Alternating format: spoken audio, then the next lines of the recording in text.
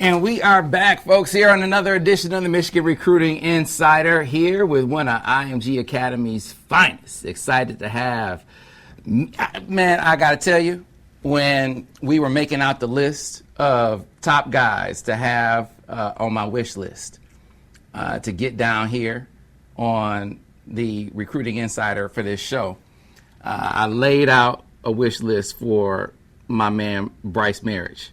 And he said, all right, Sam, I'm gonna put together a list, and I'm gonna send it over to my man Cliff Hill.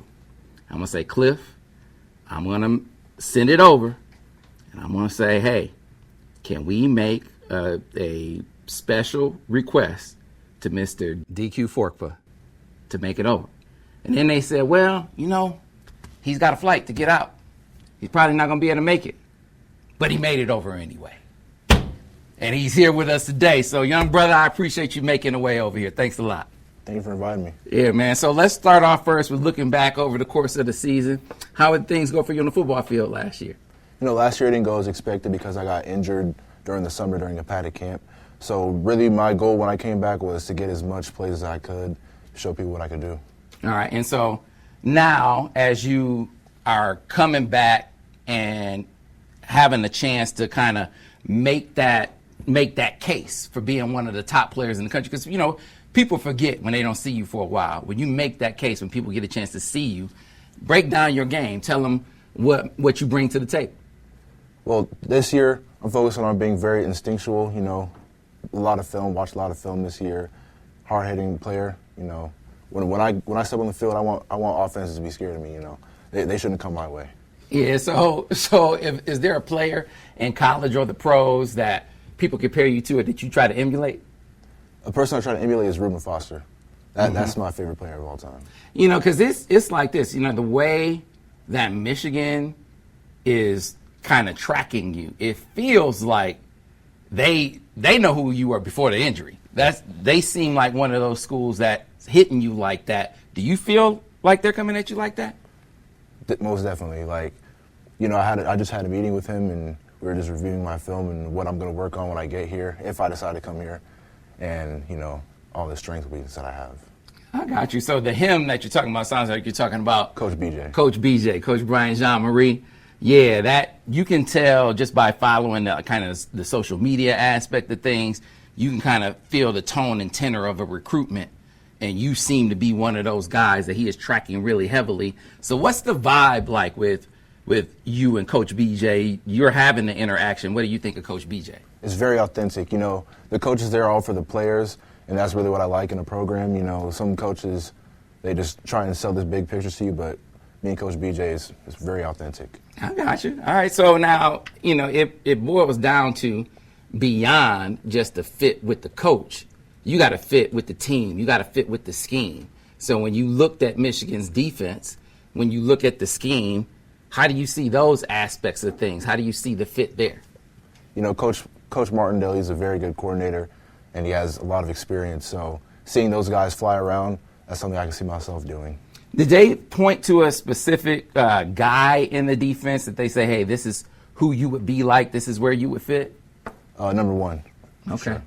All right, so yeah, they said you look like Jay Sean. All right, so now as you kind of look at the other aspects of Michigan, I mean, you got you know, campus is far away. You got the academics to consider. What about all those other things that go into a decision? How does Michigan check those boxes?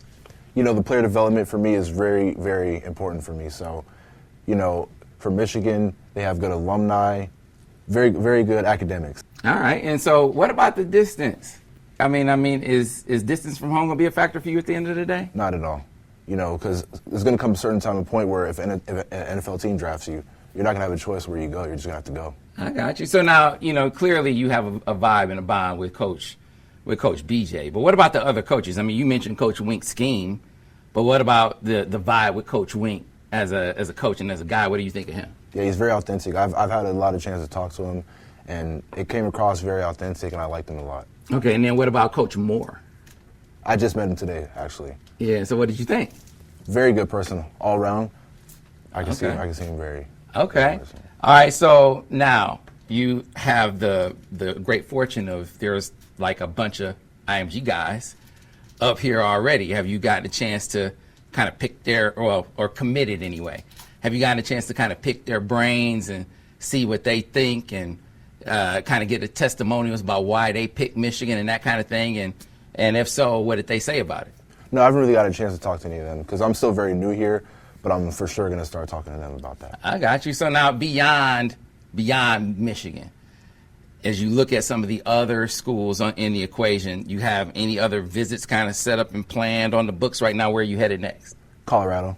Okay. All right. And so tell me about the Buffaloes. What do you like about them? Yeah, Coach Hart, for me, it's all about relationships. Like, whenever a coach calls me, we have a good relationship and it's authentic, that means a lot to me. So it's not really fake. They're not really just looking for a guy to check off their board or something like that.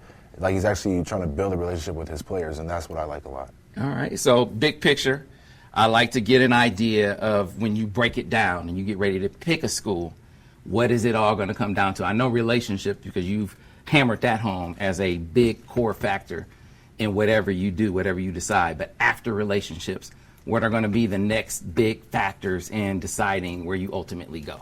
Development, Academics, and culture. Culture is a big thing because if you have a team that doesn't really like to work hard, that's not going to be somewhere I want to go because I want to be pushed to my limits. Mm-hmm. When you watch practice, I mean, and when you walked around the program, did you get a feel for Michigan's culture? Yes, I did. Everyone there, like, they're well coached. They listen to the coaches. They trust everybody. They trust the process. So I can see that's a very good program that they have. I'm interested in that. All right. So then, timeline for making a decision. When do you think you're going to pick a school? Around mid-season, like November. Okay. So you're going to take it into the year? Yep. All right. Well, man, I know you got to get out of here so you can make it to your flight. I appreciate you making the time, man, because you're very high on my list like you are a lot of these schools. So thanks a lot for taking the time. Thank you. All right, Mr. DQ Forkpa. But thanks a lot. Another edition of the Michigan Recruiting Insider.